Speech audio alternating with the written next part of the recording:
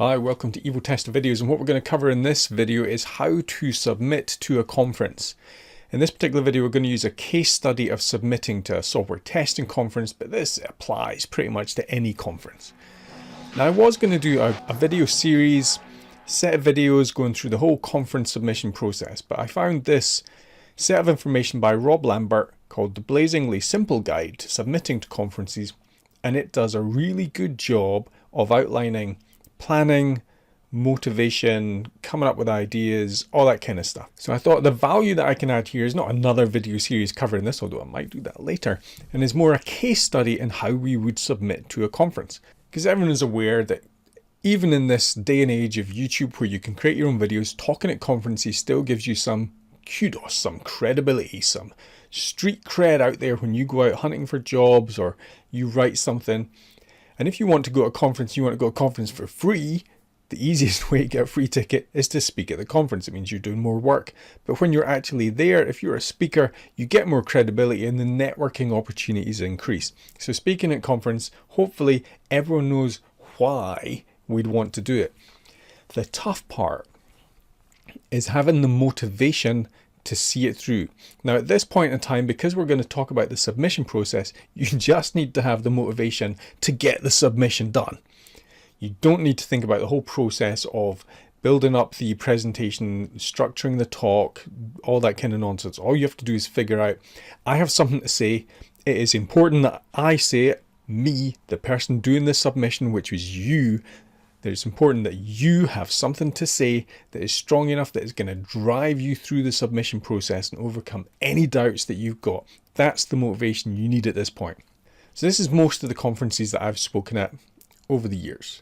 Right? And when I started way back in 2003, I started because I was so annoyed at going to conferences and paying to listen to people who were telling me that the stuff that I was actually doing wouldn't work, couldn't be done, that you had to do things completely differently. My motivation was to get out something that represented my model of the testing world and the stuff that we were doing. So I submitted a talk to Star East in 2003 and that was accepted. Then the next one I submitted to was a Eurostar conference in 2003. And what I've got here, I've noticed in my environment that I've actually got the notes that I made on that submission. So let me get that up. So this was a failed submission. It's important to note that you do not succeed all the time. We'll come back to this later and have a look and see if with experience we can figure out why this was wrong. And we're also going to look at a case study of what I did in order to fill in one of these. But the first thing we should do is, I'm assuming that you have identified a conference that you want to speak at. Very often people apply to speak in the last week or so of the conference. So sometimes on the last day. I've submitted to conferences on the last day. So you don't have to do a lot of upfront planning. And to be honest, sometimes the best submissions are those that haven't had a lot of upfront planning. What they've got is a lot of motivation behind them, a lot of passion behind them. Because what we're going to have to do when we're doing a call for speakers, let's do this as a case study. This is the UK Star call for papers. Let's have a look at it. The first thing we have to do is find the call for papers for the conference we want to look at. This says this is a submission deadline of the 30th of this month, this current month that I'm in. Currently it's the 24th. I've got 6 days if I wanted to submit to that. That's important. So let me start this case study with this. I'm going to create a text file or an Evernote or whatever it is that you use to track your work. And I'm going to put in the call for papers. And sometimes it's now called call for speakers because no one writes a paper anymore. It's even easier than it ever was to submit to a conference. All you have to do is go there and speak and present. You don't even have to write any papers. Now it's just presentations. So let's have a look here. So this says, this is the date when it's on. It's important to make a note of this because you have to make sure you're free then. If you're not free, don't submit to that conference. So we've got 2 dates here. We've got the date of the conference when I know I need to be free in order to do that. Submission deadline. Now this is what I have to use for my planning for the submission. At this point, I should put a date in my calendar to make sure last day for submission. And if I got time, build a little plan to make sure I'm working on it every day until then. We're going to assume that we're not going to do that. It's the last day of the submission. We have to get the submission in now. That's how I'm going to approach this particular case study. The next thing is to look at what they want, because sometimes conferences have a theme. I don't particularly like themes for conferences. More than often the themes put me off, but the theme might be the technical aspects of software testing. So I know that they're looking for specific talks that are very technical. This one is inspiration, education, connections, knowledge. We're trying to build working software. This is essentially just looking for people with a story to tell about software testing. So I know that I can submit to this. Now, the useful thing here is it also tells you kind of stuff we're looking for. We clearly have something that's aimed at newer speakers. Experienced presenters might want to use that for a visionary type talk. 8 minutes, good focused talks, hopefully. So look for ideas, experiences, tips, management insights, hands-on demos, everything. Pretty much anything goes applying to this conference looking at this.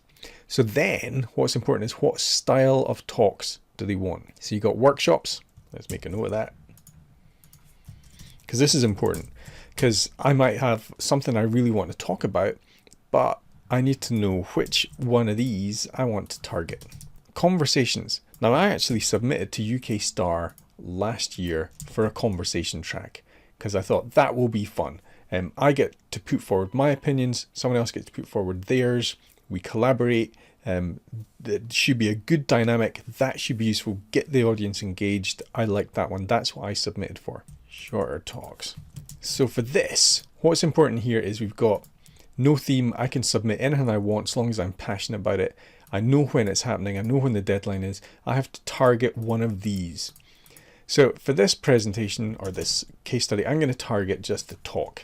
So 20-minute talk, 5 to 10 minutes questions. That's what I'm going to aim at. The next thing then is how do I submit? This is really important because this is what is going to guide our work as we go through. You can do a lot of stuff, a lot of preparation. Some people, before they submit a talk, write out all the slides, create a big outline. I do not recommend that. What I recommend is getting something that you're passionate behind, that you know that you could talk about for 20 minutes or 8 minutes. Or if you think you can only do it in a workshop, do it in a workshop.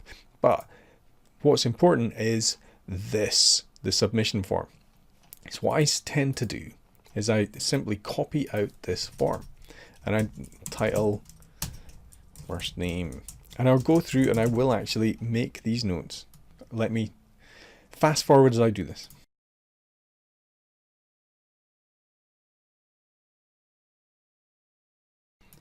So you can see here, I'm going through the form, and because this has got the buttons, I've clicked this through and it's given me a maximum of 3 key takeaways. That's important.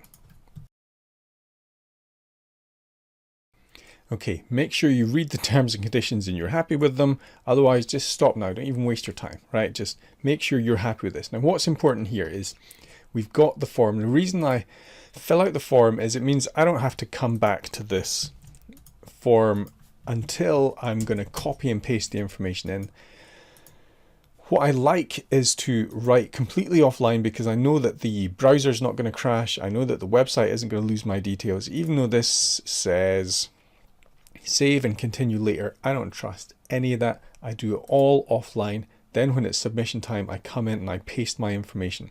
Now, none of this has limits on it represented there. Can't see any sizes there. So I'm going to assume that whatever I type in is fine. But also, it's got a file upload. So I can hopefully put in whatever supporting information I want. If I run out of space in here, I can just add in a file and stick whatever I want. This is such a flexible format. So some of this I can do immediately, right? The title, first name, last name, company, blah, blah, blah, blah. I don't even have to think about this stuff. I could just fill it in and I'm good to go. I've got until the 30th to find a profile picture. So I'll do one. Otherwise, I just go on the webcam. Profile picture, we're done. This is where I have to work. Now, what's interesting here is people work in different ways. So some people start with the key takeaways. What is really important for this? That's not generally where I start. What I start with is a rant in here about what I want to cover. So for a case study, let's assume that I want to cover how to talk at a conference. And I'm not going to worry about spelling. I'm not going to edit as I do this. So you're going to see a lot of garbage in here. So what I have to figure out for me is, why is this important? Right, what is important in here? And it's, for me, it's to get your point across. That's why I talk at conferences. So there's a thing. So why I started talking. I'm going to cover that. I'm going to cover why I started talking. I'll cover bad experiences. I've had some bad experiences. There we go. Best spelling in the world. Of course, I don't have to worry about spelling. Experiencing, experiences. All right, spelling. Perfect. Bad experiences when talking and how to avoid them. How they make you stronger. Okay. How to talk at a conference. So why is this important to me? This is important to me. I want to learn from new people, right? If it's always the same old people talking at conferences, if you went to a conference that was just me speaking at every single conference, that'd be quite dull, right? Because I talk about the same stuff. Want to learn from new people doing interesting things. That's fundamentally it. And we want to learn from experiences, because experiences, very often we hear very theoretical talks. What ultimately is useful is knowing that someone has done this. And here's the thing, if you're talking about something you have done, no one can come up and say, you are wrong. They can maybe tell you your interpretation of your lessons could be interpreted in a different way. But what you did is what you did. Whether it was the best thing to do, whether it was a bad thing to do, doesn't matter. You did something, you can learn from it, you can tell people, you can help people understand the steps that you went through that actually worked. Experiences are really important. So I might think about this for a little while. How to fill in the call for speakers, how to prepare, I might cover that, how to create slides, what to avoid, right? I mean, this is so important, right? Avoid long intros. I don't care how big your company is. Hi, my name's Alan, I work for company X. We have 20,000 employees worldwide and we do X, da, da, da, da. And then for the next 5 minutes, I have to listen. I really don't care. I've probably left the room at that point. That to me is a big thing. What I care about is your experience. One of the things I've done sometimes in conferences is I've just started talking about the stuff. Then 2 or 3 minutes in, up comes a slide saying, hi, my name's Alan, I do this. And then I jump on the next thing. It's like the YouTube videos. We do what this is. I tell you what I'm going to tell you, then we get into it and start working on it. So I probably have enough here that's important to me to get me started. So key takeaways are going to be talking at conferences is important and anyone can do it if you are motivated. How to motivate yourself, talk at a conference, and experience-based steps to take to do it. Right, I've got my basics. Over the next couple of days, I would flesh this out into something. What I try and do is, regardless of the talk, I try and make sure it's one that I've not done before. Right, so the title is usually going to come last. The title for presentation. So title, how to talk at a conference. Let's call it that. How to talk at a software testing conference. Now, that just frames it. That gives me the key ID. That helps me work through the summary again when I want to review this to see what's going on. Now, very often what I'll then do is, when I've got a basic thing like this, I'm not going to spend a long time building a big outline, because I'll do that when I'm creating the talk. At this point, I just want to get my passion for this going. This is it. This is what is motivating me. I want to try and encourage new people. I want to learn from absolute experiences, so I avoid theories. I want to get that in my head, because that's going to frame everything. Then what I'll generally do is I'll rant. I'll sit here and I'll talk about why I want to do that. I'll record it and I might upload it into something like Trint, trint.com. Let me show you, which allows me to transcribe fairly quickly, or, and this is an automated transcription, so I have to work on it, or I might use rev.com. I've used rev.com in the past as well. I like them. Rev.com has human people who transcribe it. So if I'm coming up with a blurb, it's probably going to be 2 or 3 minutes long max, which is going to be $2 or $3 to have it transcribed. I don't have to write about it, but I'm going to be thinking, you know, it's really important that people talk at conferences, because it's so important that we learn from people's experiences, and we need new blood all the time to give us new information about why we talk at conferences. Now, I know that people think it's hard to talk at conferences, but really it's just a step-by-step process you go through to submit. If you have fundamentally the motivation to talk at a conference, then you can do it, and it will see you through. And in this particular talk, what we're going to do is we're going to cover how you find that motivation. What we're going to cover is the steps that you go to make it practical, so people can walk away from this conference with this talk with the information they need to actually go and do it. And I'll talk about my experiences having done it, so that they know that it's possible for someone to go from nothing to start talking at conferences. And I know that people are scared when they start doing these things. Everything might go wrong. This might go wrong. That might go wrong. Stuff has gone wrong. I'm going to talk about some of the things that have gone wrong. The time, for example, when I told everyone to switch off your phones, and then the only phone that rang was mine. I had to walk down to the audience and switch it off. That was embarrassing. The time when I turned up to the conference and I had I think it was a black suit on, and all the lights were out, which would be fine if you got a spotlight on or the presentation, but my laptop broke, so the presentation wasn't on. So we had no lights for about 5 minutes while we got a spare presentation laptop to do it on. And then it didn't handle the resolution of my slides, and it was a mess, and everything was out the wrong order.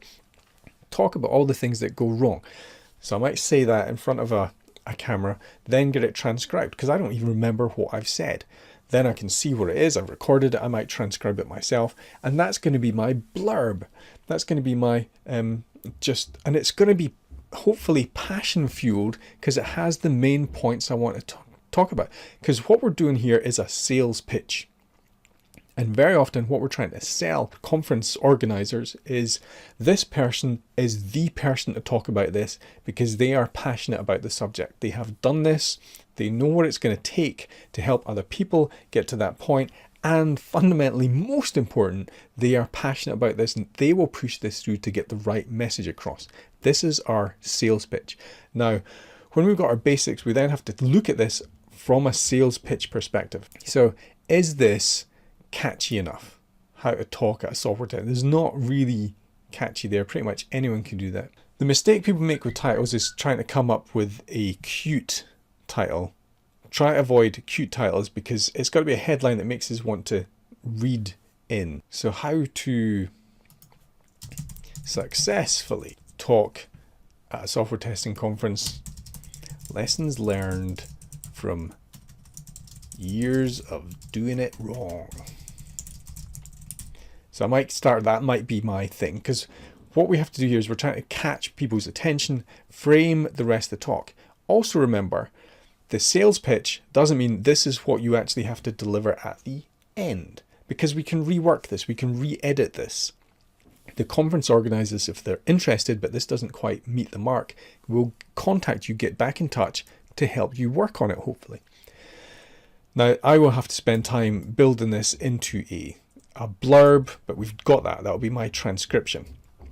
I've got my main key takeaways. I can even, if I want to, start building this into an outline, because I know that we've got a file upload at the end. So I could put all this in a Word document. And I'm going to structure this so I can copy it, paste it into that presentation thing.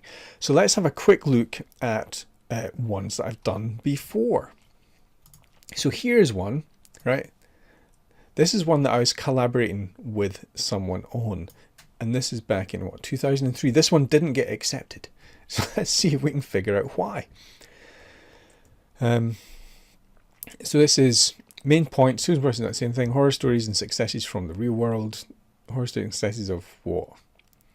Okay. Practical experience-based tips on how to make tools work for your process. Okay. Field tested guidelines on tool selection to avoid adversely affecting your process. Now here's the thing.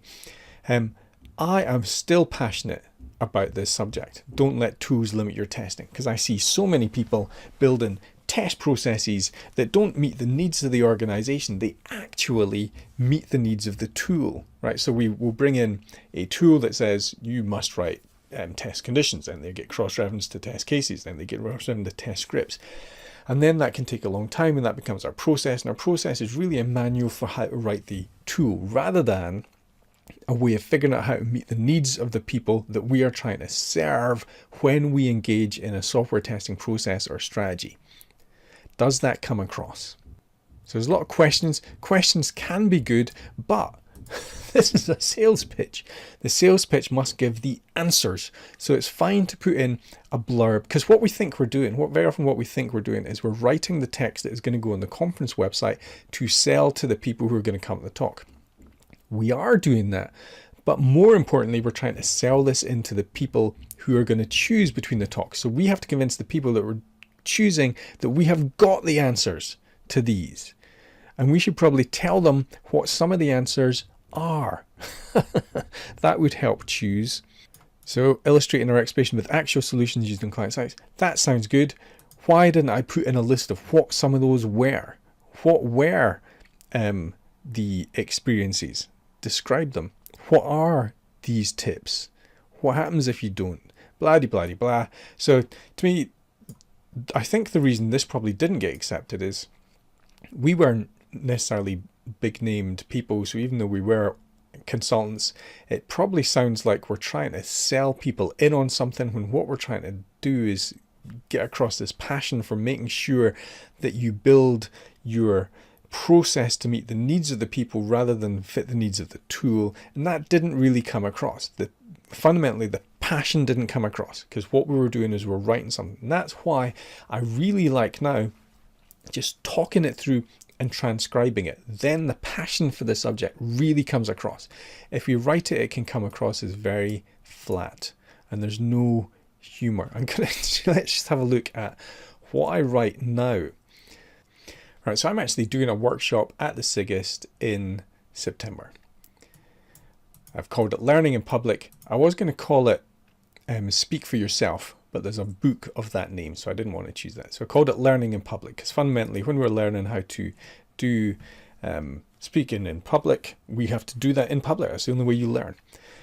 So what I now do is I create these blurbs, and very often the humor that I'm trying to bring to the subject is what comes through.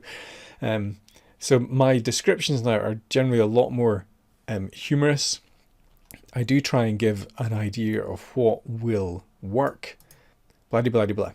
Now this is slightly different because this is an invited talk. What you'll find is that when you create blurbs for invited talk, they don't have to sell as much because you've been asked, and your humor can come through.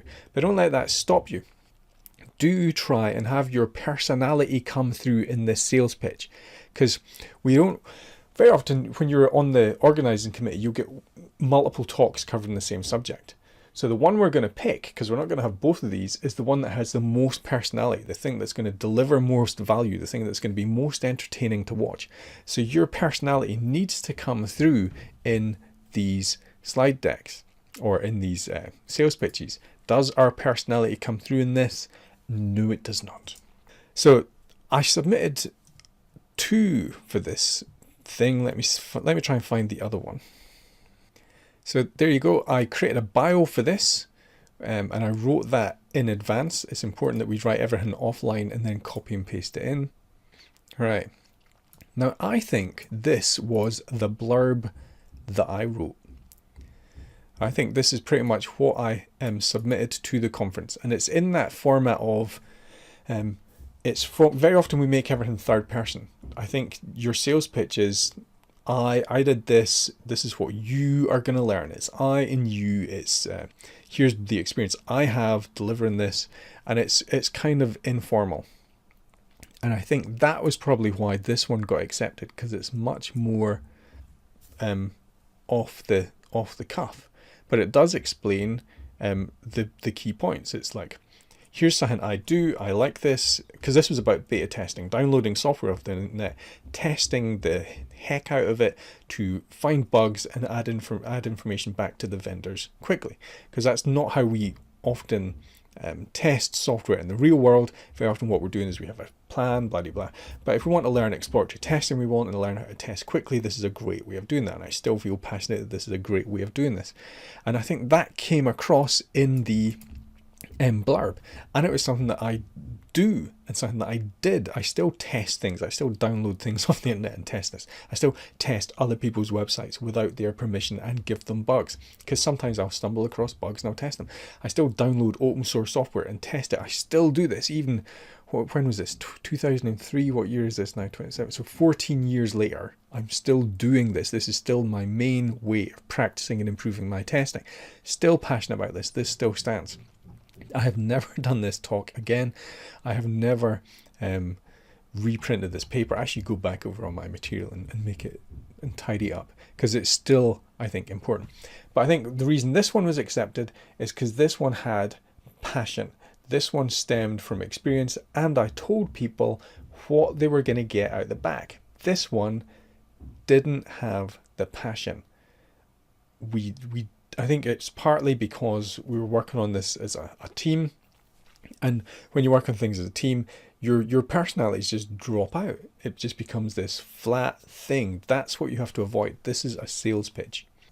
Okay, so I've got my main thing. I figured out what my passion is. I know what my dates are. I'm going to just, for the next couple of days, I'm just going to work on this. I'm just going to expand this. Some of this is no brainer. I can fill these in. These are details. Then I've got a calendar entry, which means no matter what format this is, no matter how far I've got, this is what I'm pasting into that form on the last day to submit to this conference. Summary. Do not fill in the form on there. Make sure you do everything off. Here's what I did before, right? This is in 2003, I think. I basically just copy and pasted the website into a Word document. And I think I filled this in. I'm sure I filled this in. Submission details. Oh, look, I did 2 here. Only one of these got accepted. So I was about to summarize, but let's have a look at these. So alternative tools. This one got accepted, I think. Can you see what I've done? I've taken their entire web page, copy and pasted it in, and written it in here. So this presentation, so there's some passion that tells you what this is going to be, what the tools are. I can see why that did. What are the key points? I've copy and pasted, put everything in here so that when I do the submission, I can copy and paste this in. That works fine. And I did another document for the other talk that did not get accepted, and that's fine. Talks don't get accepted. Summary. Do everything offline. Your submission is a sales pitch. Your passion for this needs to come across, because these people in the other end in the conference committee probably do not know who you are. They have never seen you speak. Everything that you've got is going into that distilled page that they have chosen the format for. Everything that you're going to do is going in that page, and you have to convince them that your stuff is important enough to go in and that you can deliver on it. Because it's a sales pitch, we're going to sell on the benefits, not just the features, right? So we want to tell people what you got out of it, what you learned, what other people are going to learn from your talk, to make sure there's value in there. You can also describe the features. Remember, this submission lets us upload a file. We can put whatever else we want in there. And features are going to include your experience. Here's some examples. Here's code that I did for this. Here, blah, blah, blah, blah. They're your features. The passion and the benefits are what really has to come to the fore here. That's why talk about it, transcribe, then rework. Do not try and write your talk at this point. You've got, after this is accepted, once you submit, you're going to wait about 2 to 3 months probably to hear back whether you're talking. Then you've probably got 3 months to build the presentation. You don't try and do it all now. That's the perfect way to procrastinate. What you want to do is get the information out and just try and sell it in as distilled form as you can. Do not write the presentation at this point. Write the passionate statements of why you should be the person up there talking.